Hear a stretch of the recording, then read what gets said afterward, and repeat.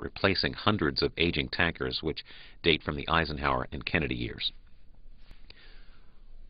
While this quorum call continues on the Senate floor, from this morning's Washington Journal, a discussion on environmental and health risks of natural gas drilling. Ian Urbina is an investigative correspondent for the New York Times and has wrapped up an extensive series in the New York Times on the issue of natural gas and fracking, which is a term that our viewers may not be familiar with. First of all, as you put together this series, what did you learn? I guess we learned that there are some very high levels of radioactivity in the waste that comes from this type of drilling, and that the type of drilling produces a lot of waste, and that some states are struggling to handle that waste and figure out how best to process it. Most notably Pennsylvania, West Virginia, and New York. What are these states doing in reaction to that? So, as you say, Pennsylvania is probably the ground zero of it. Pennsylvania sits, as those other states do, on a large shale formation called the Marcellus Shale, and there's a lot of drilling going on in Pennsylvania. Pennsylvania also is in a distinct position in that in handling the wastewater that's produced from this drilling, they don't have the option of injecting it in underground wells to store it. And so instead, to a large degree, they are sending it through sewage treatment plants, which treat it partially and then discharge it into rivers. And that's a source of concern for some. As a way to kind of frame the discussion, let me go back to your initial report on Sunday, front page of the New York Times. Regulation laxes, gas wells tainted, water hits the rivers. You point out, first of all, the American landscape is dotted with hundreds of thousands of new wells and drilling rigs as the country scrambles to tap into this century's gold rush for natural gas. You also point out that energy companies are clamoring to drill, and they are getting rare support from their usual sparring partners. Environmentalists say using natural gas will help slow climate change because it burns more cleanly than coal and oil.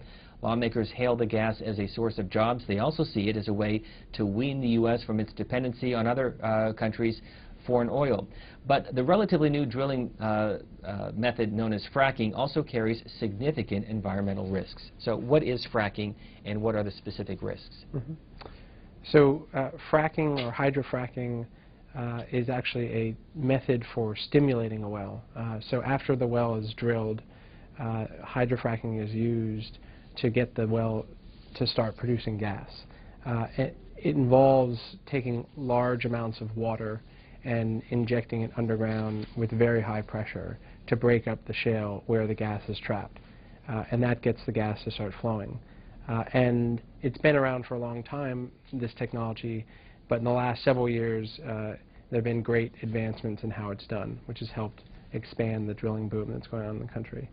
And some of the challenges, as I said before, are how to handle the water that comes back up from the well after you finish drilling or after you finish fracking. And that water often comes up from the well laced with radioactive materials that are naturally occurring radioactive materials that already reside in the rock itself underground, but when the water is injected down there, get mixed in with the wastewater. And so what we looked at closely was what are the levels of radioactivity in this wastewater, and then how is the wastewater being handled, what sort of monitoring is going on to keep the public safe from it. Currently 13 states using this technique, hydrofracking. They include New York and Pennsylvania, West Virginia, Virginia, Ohio, Kentucky, Tennessee, Arkansas, Texas, Oklahoma, Kansas, New Mexico, and Louisiana. There are federal regulations as administered by the EPA and state regulations. Can the EPA overrule any weaker state regulations when it comes to this? It varies. Most of the regulation of drilling is done on the state level. So most of the oversight is left to the states. EPA does have a role, and there are certain laws it can use if it wants to get involved with handling the wastewater. And there's a real debate going on right now within the EPA, and especially surrounding Pennsylvania, as to whether the EPA should step up its role in that state and limit how that wastewater is getting disposed. This is what one of the wells looks like in Colorado, and you talk about this radioactive waste that is moving into the water streams. Is there a way to monitor whether it's getting into the drinking water? There is, and to be clear, what we looked at was as much data as we could find, and most of the data concerned the wastewater as it came out of the well, and that's where we had the closest picture of the levels of radioactivity. Then we followed it through the sewage treatment plants into the rivers and then downstream to the drinking water intake plants. And what we found further downstream was that monitoring is very limited, and that drinking water intake plants are not testing as often as one might expect, considering this amount of drilling wastewater being run into rivers. And same thing with the sewage treatment plants, that monitoring of radioactivity is very limited. And that's one thing that there's a discussion about now on the Hill as to whether to step that monitoring up. And some of that discussion took place earlier this week on the floor of the House of Representatives. Charles Boustany, Republican from Louisiana, and Todd Akin, Republican of Missouri, dealing with the issue that you spell out in your series, which is the creation of jobs, the benefit that natural gas has on our energy needs, but also dealing with the environment. Here's the jobs debate. And there are many, even our friends on the other side of the aisle will admit that natural gas usage is a very important transition strategy as we look at our energy needs going into the future, whether for transportation fuel, electricity generation. Those taxes proposed by the administration will put a lot of these gas companies out of business. And keep in mind, 97% of the gas used, natural gas used in this country is produced here in this country by these small companies. A given rig will employ 65 people on one rig. So if a company that has, let's say they have to cut back 50 rigs, do the math, you're talking, 3,000 plus jobs. These are the very jobs that we should be encouraging because we're so dependent on foreign oil. These are private sector jobs, they're good paying jobs, and they help promote U.S. energy security. It's critical. Your reaction? I think there's a good point to be made that natural gas is beneficial. It's a domestic source. We have a lot of it here. It does burn cleaner than coal, and there is a real push to wean the country from foreign dependence on oil. I think that the question that has to be asked is how to do this sort of drilling safely, and what sort of regulation should there be to ensure that. Which goes back to your earlier point, and I guess our guest is Ian Urbina. He is an investigative reporter for the New York Times, a series of stories on natural gas drilling and the impact on the U.S. environment, that the EPA does not have a way that it can monitor a way that would fully dilute these potential radioactive materials that moves into the rivers and potentially into our drinking water. Yeah, so what we found was that there is research both from the industry itself as well as from EPA, where essentially they ask the question, when this drilling wastewater is sent through sewage treatment plants and discharged into rivers, do the rivers sufficiently dilute it so as to make the radioactivity safe? And what the studies found, both the EPA and industry studies found, was that in some occasions the answer is no, not all occasions. This story is also getting attention elsewhere. This is from the latest edition of Business Week. The great shale gas rush. Natural gas derived from fracking is lifting the economy, but the process is environmentally risky. What changes do you think we could see with regard to the environment and regulations by Washington? Well, I think there's already discussion on the Hill to step up monitoring. It seems that there's some legislation being proposed to require more frequent monitoring of radioactivity and other contaminants in this drilling wastewater, and to require drinking water intake plants to test for those more often. Same thing with the sewage treatment plants. There's a national study going on right now being conducted by the EPA of hydrofracking. And the results of that study will probably have a big impact on overall regulation of the drilling. Your series, which is also available online at nytimes.com, includes the history of the Clean Water Act dating back to 1972. Here is some of that information as we listen to Jacqueline joining us from Gurley, Louisiana. Good morning. Good morning. Mr. Urbina, can y'all hear me? We can. Yeah, I just would like to ask a quick question for the New York Times. Y'all were for the fracking just as long as the it's done safely and doesn't hurt the environment. Is that the New York Times editorial position? And could you answer that question, and go beyond that a little bit, please? Thank you. So I work for the news side of the paper. I don't speak for the editorial side of the paper. So all I can respond to is the questions about what we found in our research.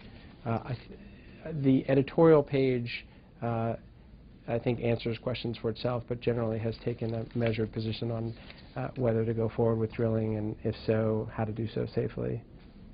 This story also includes some photographs from Pennsylvania, which, as you indicate, is one of the largest states with natural gas and drilling capacity. The risks, you point out, are particularly severe in Pennsylvania, which has seen a sharp increase in drilling with roughly 71,000 active gas wells. That's up from 36,000 just 11 years ago in 2000. The striking number is actually, as you look forward, the predictions are that in the next 2 decades, they're probably going to see 50,000 at least new wells come online. And that's why I think these regulatory questions are important to figure out now, because it's accelerating. Tom is joining us from Ridgeway, Pennsylvania. Good morning. Hey, good morning. Glad to get through. I love C-SPAN. I've been watching it for 20-some years. Well, thank you. We're glad to hear from you, Tom. As a Republican and a Democrat, but mostly as an American. Hey, I live up here in western Pennsylvania, way up towards the top, and it's where it all started 100 and some years ago, and they're drilling all over. That's why I don't understand how we get these people on your program and they talk about, as those two people were debating in Congress about not drilling in this country. They're drilling all over. And I called my representative's office, Mr. Thompson, supposed to represent me, and they assured me that, oh, this fracking has been going on for years in Texas, and everything is safe. But yet I saw one little thing on the news where some people asked, up here it's a lot of big ones, some have the famous names like Halliburton, what they're using in, besides water to take this gas out, and they wouldn't answer. But you didn't hear anything more about it, so I called my representative. The Majority Leader. Sure is all it's safe. Mr. President, the call will be terminated. Without objection. Mr. President, thank you very much. I have a longer statement that I'll give after we finish this colloquy here. Yesterday afternoon at 4 o'clock, we met back here in the Vice President's office, and it was a very fine meeting. Vice President Biden was there, my friend, the Republican leader, the Speaker, and the Minority Leader of the House of Representatives. It's hard for me to get this term down since this change in the House leadership. Anyway, McConnell, Reid, Boehner, and Pelosi were there with Vice President Biden. And we spent about an hour there, and the arrangement was we would have a vote on H.R. 1 sometime this next week, and also a vote on the bill that we just laid down, which is our alternative as to what we think should be done with the economy. Now, I know, Mr. President, that our bill, because it's the way we have to do things around here, it's a long bill, and I'm sure the minority wants to spend some time looking at that. But one way or the other, we'll either do it with an agreement or we'll do it through my filing different procedural motions, get to a point next week where we will vote on H.R. 1, which we want to do, we Democrats want to do, and we will vote on the bill. What's the number, Margo? What is the number of the bill that we have at the desk? The amendment. Okay. Anyway, it's been here for a while, and I need it. Whatever the number is, it's the Democratic alternative that Senator Inouye has laid down. Mr. President, we believe, and I'm confident that the Speaker feels the same way, that the thing that we should do is vote on H.R. 1, which we've had calls for voting on that for more than a week now. I've had statements in the press, why doesn't Reid set up a vote on H.R. 1? And that's what we're doing. We'll either do that with consent agreement from my friend, the Republican leader, or we'll do it through a procedural motion that I'll file later today. The amendment to that is numbered 149, and that's Senator Inouye's cuts of some $51 billion from what the President's budget was. And to move the process forward, I think this is a place to start. We have some confidence that we'll get votes on our bill that will move this matter forward. But regardless, if H.R. 1 doesn't pass, and it won't pass, and if ours doesn't pass, we at least know where we stand, Mr. President, to move this ball down the road a little further. The Speaker said that that would allow the negotiations to start, and I think I'm paraphrasing, but that's about exactly what he said. And that's what all of us in the room decided to do yesterday. And so today I seek to set those two votes for Tuesday afternoon. One vote on passing H.R. 1 as it came over from the House, we would, after that, we would have a vote on passing the alternative, which is the Chairman Inouye has drafted, and it's amendment number 149. And once we got that, it would seem to be a fair proposition to move forward. As I said, Mr. President, I know that my friend, the Republican leader, has a scheduling problem, and I understand that. I would like to have come here earlier today, and so would he, but we weren't able to do that. And I will give a full, more explanatory statement in a few minutes. But right now, what I do, Mr. President, is I ask consent that upon disposition of S-23, which is the patent bill, the Senate proceed to the consideration of calendar number 14, H.R. 1, the Defense Appropriation Long-Term Continuing Resolution for fiscal year 2011. That Senator Reid be recognized, Reid of Nevada be recognized to offer a substitute amendment, the text of which is at the desk, that there be 4 hours of debate equally divided between the two leaders or the designees prior to a vote on or in relation to the substitute amendment. Upon disposition of the substitute amendment, let me read that again, Mr. President. Sorry about that. There be 4 hours of debate equally divided between the two leaders or their designees prior to a vote in relation to the substitute amendment. Upon disposition of the substitute amendment, the Senate proceed to a vote on passage of H.R. 1 as amended, if amended, with no intervening action or debate, and that no motions or amendments be in order to the substitute amendment or to the bill prior to the votes. That the substitute amendment and the bill be subject to a 60-vote threshold, and that if H.R. 1 as amended, if amendment does not achieve 60 affirmative votes, it will be returned to the calendar.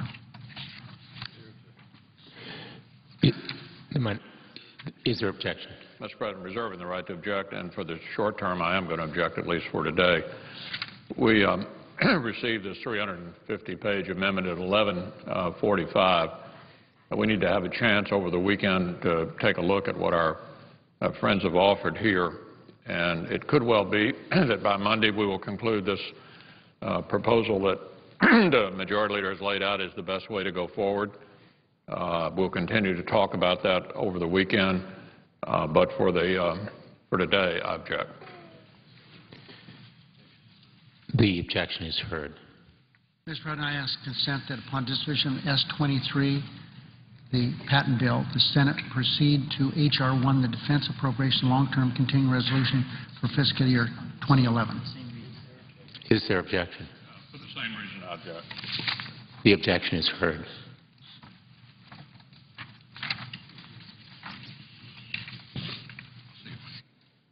I move to proceed to calendar number 14, H.R. 1.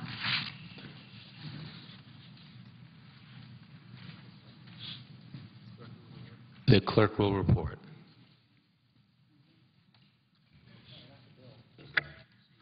Motion to proceed to calendar number 14, H.R. 1, an act making appropriations for the Department of Defense and other departments and agencies of the government for the fiscal year ending September 30th, 2011 for other purposes. Mr. President, I have a cloture motion that's at the desk, and I would ask that the clerk report that. The clerk will report. Cloture motion. We, the undersigned senators, in accordance with the provisions of Rule 22 of the Standing Rules of the Senate, hereby move to bring to a close the debate on the motion to proceed to calendar number 14, H.R. 1, an act making appropriations for the Department of Defense and other departments and agencies of the government for the fiscal year ending September 30th, 2011, signed by 17 senators as follows. Reed of Nevada, Inouye, Nelson of Florida, Whitehouse, Conrad, Beckidge, Udall of New Mexico, Hagan, Menendez, Casey, Shaheen, Klobuchar, Cardin, Boxer, Franken, Feinstein, and Bingaman. Mr. President, I ask unanimous consent that the mandatory quorum under Rule 22 be waived. Without objection. I now withdraw my motion. Proceed. The senator has that right. Mr. President, when an American family sits in the kitchen at their table and sorts through their finances, as they often do, partisan politics don't figure into that equation. When the families we represent calculate their own budgets, when they add up the cost of gas and groceries, tuition in some instances, and other necessities, they care more about the bottom lines than news headlines. And when a family desperately counts the dwindling number of weeks before its unemployment insurance runs out, that family doesn't have the time to keep track of which side scored the most political points during any given week. That's because when you have to make the tough decisions that go into any budget, those decisions have to be practical, not political. They have to be realistic, not ideological. We often tell ourselves and our colleagues that we should be as responsible as the American people. As their representatives, we absolutely must be sympathetic to the challenges outside this chamber. And we need to come quickly to a resolution that benefits them before we worry about whether it benefits us. As careful as we must be not to waste the American people's money, we must be just as mindful not to waste their time. Regrettably, though, the budget debate has turned into a political exercise. And I'm sorry to say, Mr. President, not much more. That's counterproductive. We need to be as serious as the challenge before us. I'm much more concerned with actually keeping our country running and investing smartly in our future than I am in this political game that we see. When they wake up in the morning, the American people want to send their children to a good school and then go to a good job. And, Mr. President, now they're saying, a job. They want their families to come home to a safe neighborhood at night. They want to go to sleep knowing our country is safe from those who want to do us harm. They don't care about who gets credit. They don't care who thought of how best to do it. They just want us to do it. The time really now then for political posturing should be over. We've set up a procedure. It was agreed on in the Vice President's office to get this H.R. 1 out of the way. Everyone knows it's not going to pass. It's a very, very difficult, bad piece of legislation. We'll get rid of that. We will do what we think is responsible and cut spending by $51 billion and not have all those mean-spirited riders that are attached to H.R. 1 that on their own couldn't pass anything over here, Mr. President. There was a mad rush to see who could do the most sensational amendment. Bring it over here in the light of day. Refer it to a committee. Have a hearing on it. And once that were done, none of them would come to the floor, with rare exception. But they weren't willing to do that.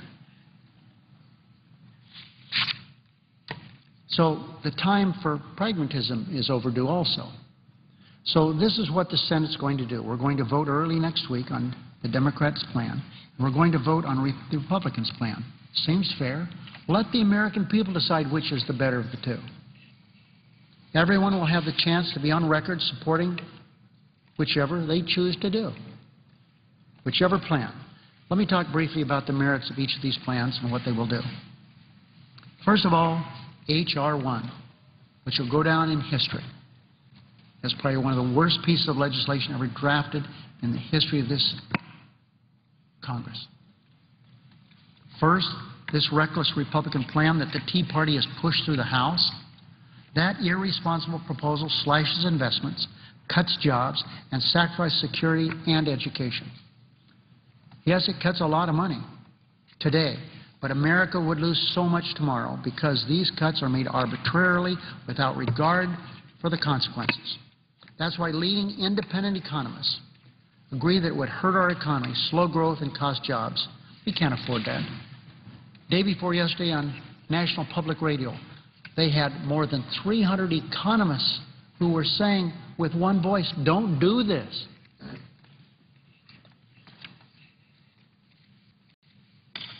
We can't be blinded by the big numbers in the House Republicans. Cut $63 billion. And the truth is that it adds up to $61 billion through significant subtraction of programs the American people don't want to lose. It slashes more than $1 billion from Social Security. Billion. Which means 500,000 seniors who paid into Social Security their entire lives and now are eligible for it wouldn't be able to get the benefits promised to them. There's nobody to process the claims. It cuts $700 million from education, which means 1 million disadvantaged students could lose funding, and more than 10,000 teachers, aides, and school staff would lose their jobs. It would even take 200,000 children, Mr. President, out of the Head Start program. What's Head Start program? These are not just words. They're programs to educate the poorest of the poor children. It's worked out well. Try to find somebody that criticizes the Head Start program. These little boys and girls have no alternative. And it's worked out well because the parents are involved. They're going to eliminate 200,000 children from this wonderful program of Head Start. The Republican H.R. 1 closes poison control centers and cuts $100 million from food safety inspections. That means the food we eat could be both less safe and more expensive, and that's really a lose-lose proposition. It cuts $750 million, $750 million from renewable energy investments. And the reason that's so important, Mr. President, is these investments are incentives for people to do these kinds of jobs. You can drive from my home in Searchlight, Nevada, 36 miles. You get about to the 31-mile mark. You look off to the left, and there's 1 million solar panels being installed there. 1 million solar panels producing huge amounts of electricity, summer and winter, in that what we call the Great Dry Lake. That was done because of these programs. So we don't have to be beholden to the Middle East tyrants there who are shipping us oil. Cuts $750 million from renewable energy investments, which will cost us jobs, threaten our energy independence, and delay the day America lives and works in the clean energy economy. It cuts hundreds of millions of dollars from border security, port security, Federal Emergency Management Agency. When an emergency comes up, we need to be able to respond to that. Even Republican congressmen are said and are admitting it's not so smart to pinch pennies on the backs of our national security and first responders. In my conference room right across the hall,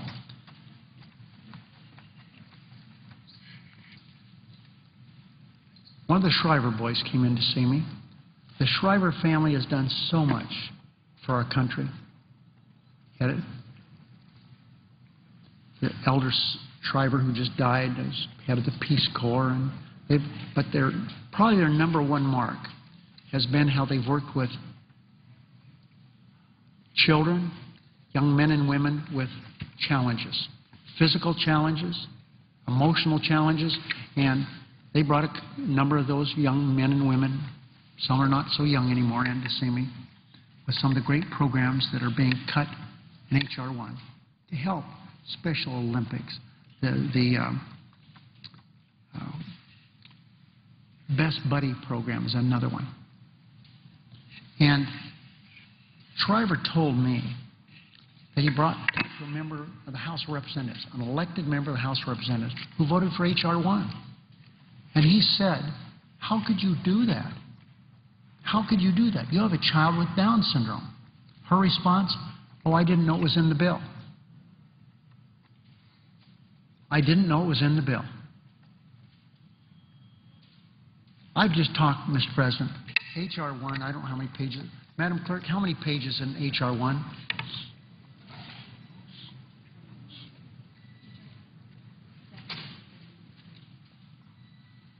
Mr. President, could you tell me how many pages in H.R. 1? 10. 382 pages. 382 pages. Well, Mr. President, I have only talked about enough to take up a couple, 3 pages. But it is full of the same kind of stuff that I've talked about here today. Stuff that is not fair and mean-spirited. We all want to cut. I represent the state of Nevada. We're in a deep economic problem. We know, though, we have to cut things here. The presiding officer from the state of Connecticut. We are both members of the Democratic Party. We have supported these programs because it's the right thing to do. We recognize there's going to have to be cuts made, but we have to do them with a scalpel, not a meat cleaver. And to have someone over there say, well, I didn't know it was in the bill. Eliminating or cutting drastically a program for people who have challenges, emotional, mental, physical challenges. I didn't know it was in the bill. Well, there are a lot of that same kind of stuff in this bill, H.R. 1. That's why it's going to be defeated here. And I say, Mr. President, to my friends, the Republicans, I can't imagine that you will all vote for this. We've got to move beyond partisan politics and do what is right. And I don't know how many, but not all Republicans will vote for that. And I've been castigated in the press. Why doesn't Reid allow a vote on it? Let's have a vote on it. I'm willing to move to that. But I couldn't do that. I had to file cloture on it. To move to proceed to it. They won't even let me do that. But we're going to get to it. Because I know the procedures around here. I can get to this bill and I can do it next week. But I just talked about the tip of the iceberg with this mean-spirited H.R. 1. Federal Reserve Chairman Bernanke said these cuts, and there are many more like them that I already said are there, will cost a significant number of jobs.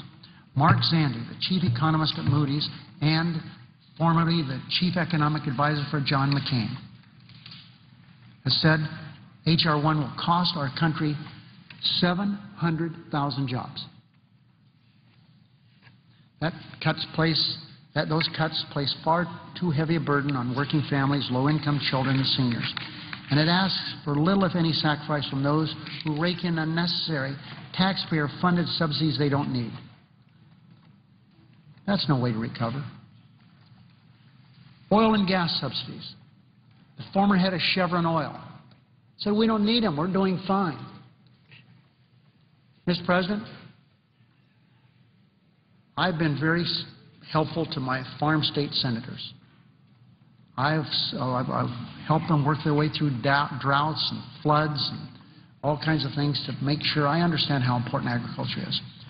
But very, very few times in the history of our country has commodity prices been so high. It's been so high.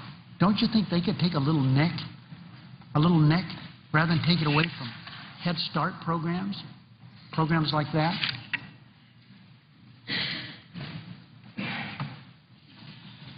Our plan, Mr. President, a matter that was filed today by Senator Inouye.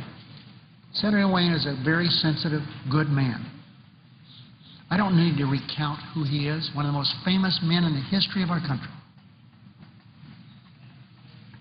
Been in Congress a long time, but we always remember that this man is a hero not only on the battlefields of Italy, where he lost his arm and was badly injured, and as a result of his heroic actions there, received a Congressional Medal of Honor. But he's a hero here in the legislative halls also. One of the leaders in the Watergate hearings and the many other things he's done over the years to become a hero here, in addition to the battlefields. It's his amendment. And that's why Democrats have a different plan, the Inouye plan, one that represents our different priorities, supported by the President of the United States. We know that we have to make cuts. I've said that here this morning several times. We also know that when we cut, we have to cut in a way that strengthens our economy, not weakens it. We have to look carefully at the quality of these cuts, not get blinded by the quantity of the cuts. I said before, We could lose a lot of weight. You, I, anybody in this room. You cut off your arms and your legs. You've accomplished the purpose. You've lost a lot of weight. But no doctor would recommend it. And that's what they've done with H.R. 1. No well-reasoned economist would recommend it. Our plan cuts $51 billion from President Obama's budget, but in a much more responsible way. We're eliminating redundancies, ending unnecessary bureaucratic programs, cutting funding for earmarks. Mr. President, we've agreed to cut funding for earmarks. I don't like that. I've told the President of the United States I don't like it. I believe that we're giving up too much power to the President in getting rid of those earmarks. We have obligations to do congressionally directed funding. But I have agreed, like all of us over here, to accept that. Remember, Mr. President, earmarks, when you have a budget of $10 and you have 0.2% of that goes to congressionally directed funding, it's still the same amount of money. It's just that the President didn't determine where that money is going to be spent. Congress had a say in it. But we've agreed. We've agreed. We've got earmarks in here, billions of dollars of them that are going to go toward cutting the deficit, and I've agreed to accept that. Ending unnecessary bureaucratic programs, cutting funding as I indicate for other things. Mr. President, I commend my friend Dr. Coburn, Senator from Oklahoma. You got a GAO report that shows all kinds of redundancies, overlapping. Those are places we can cut money. Let's do it. Our plan recognizes that we're not in competition to determine who can cut the most without regard for the consequences. Rather, we need to cooperate to figure out where we can cut the smartest. While the House-passed plan is based on ideology, we believe ours is based on reality. Not ideology, but reality. These are decisions about real money that solve real problems that affect real lives. Our budget affirms our determination that we have to also reflect our values. We see our modestly recovering economy. Today's news about employers are hiring at the fastest rate in a year, and the national unemployment rate fell nearly to a 2-year low. We can't squander that cautiously by eliminating 700,000 jobs. This cautiously optimistic news with counterproductive cuts. So, Mr. President, I hope that when we have these votes next week, H.R. 1 will be, people will run from that. Run from that. People who vote for that will take all their legislative life and afterwards trying to live down having voted for that stuff. But this is what each senator will vote for or against next week. These votes, like all our votes, are about choices. What I've just outlined is what these choices represent. Not to spoil the surprise, but we all know how this vote will turn out. We know neither will reach the President's desk as written. Republicans likely won't vote for ours. I hope they do. Now, if it were a simple majority vote, we'd win that. But Republicans have established a different standard, 60 votes. We accept that. So we'll end up back at square one without consensus, without a budget for the rest of this fiscal year, and without assurance that we can keep the country running. So once these votes are behind us and everyone's voice is heard, I hope each senator and member of Congress will find renewed motivation to do what we needed to do since the beginning. Come together, negotiate in good faith, negotiate, working on consensus, compromise. Legislation is the art of compromise. Legislation is not the who can flex our muscles the biggest and the longest and the hardest. Legislation is the art of compromise, working out things for the American people. We have to acknowledge that the answer that will allow us to move forward lies somewhere between our two positions, perhaps, and we have to recognize that digging in one's heels threatens our fiscal footing. If one side stubbornly demands victory, everybody loses.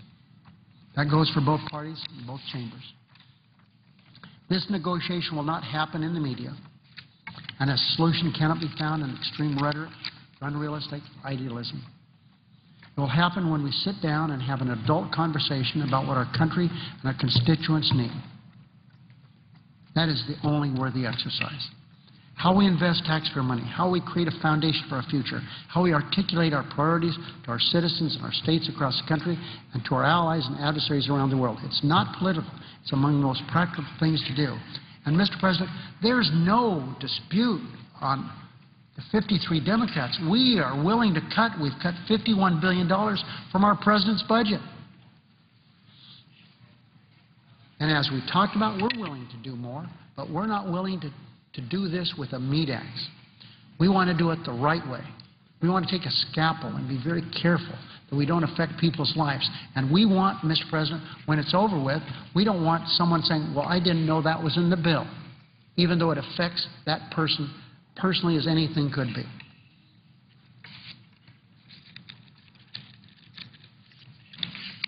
When we talk about where to invest and what to cut, everyone is concerned about the budget's bottom line.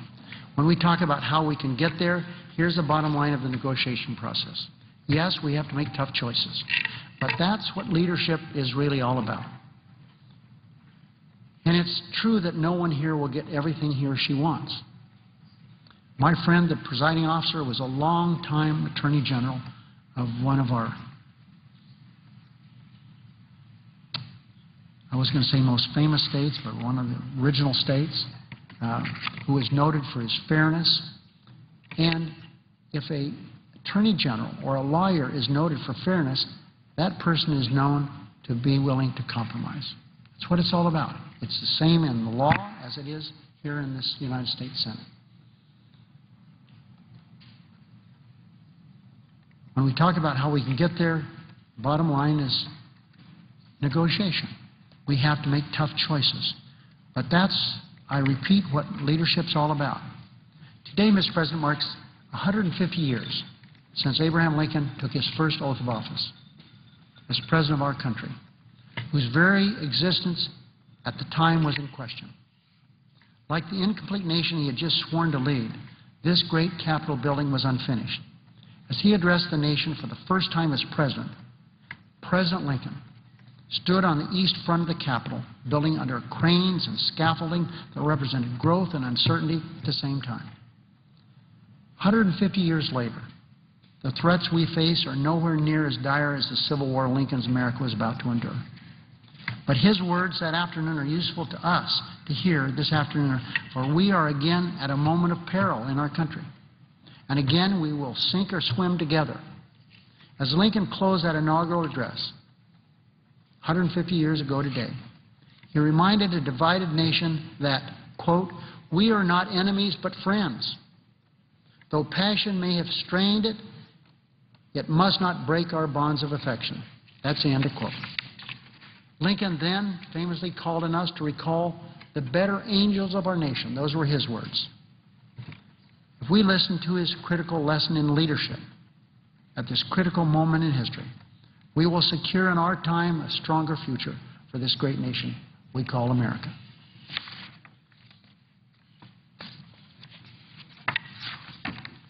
Mr. President, I have a unanimous consent request for a committee to meet during today's session of the Senate. It's been approved by both me and Senator McConnell. I have unanimous consent that this request be agreed to and be printed in the record. Without objection. H.R. 4 is at the desk, due for second reading, I'm told. The clerk will read the bill for the second time. H.R. 4, an act to repeal the expansion of information reporting requirements for payments of $600 or more to corporations and for other purposes. I object to any further proceedings at this time, Mr. President. The objection having been heard, placed on the calendar. I ask unanimous consent. To Rule 14. Senate completes the business day adjourned until Monday, 2 p.m., March 7th.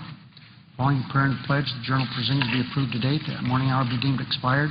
Time for the two leaders be reserved for the use later in the day. Following any leader remarks, there will be a period of morning business until 4:30 p.m. The senators permitted to speak for up to 10 minutes each. At 4:30, the Senate proceed to executive session as provided under the previous order. Finding the Friday deadline for second-degree amendments, Desk 23 be 5 p.m. on Monday, March 7th. Without objection. Senators should expect a series of 3 roll call votes begin at 5:30 on Monday evening. First 2 votes will be on confirmation of judicial nominations. The third vote will be on cloture to the American Invents Act.